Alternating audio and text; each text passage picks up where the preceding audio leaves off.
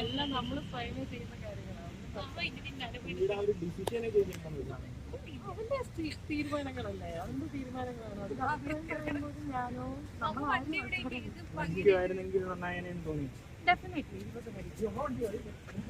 ഒരു ഫൈനൽ 5-ൽ എത്തും തോന്നിയിരുന്നു.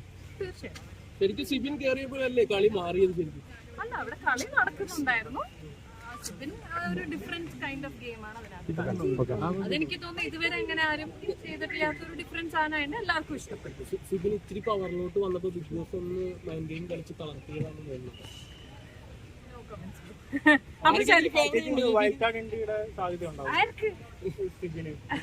എനിക്ക് തോന്നുന്നില്ല. അവർ ഇന്നലെ അങ്ങനെയല്ലേ അനൗൺസ് ചെയ്തത്. എന്നേക്കുമായി വിട പറഞ്ഞു എന്ന് പറയുന്ന കണ്ടസ്റ്റൻസിനെ സാധാരണ തിരിച്ചു കയറ്റാറില്ല എന്നാണ് എന്റെ ഒരു അറിവ്. ചേച്ചിക്കൊരു എന്റെ പൊന്നണിയോ അയ്യോ ഇല്ല.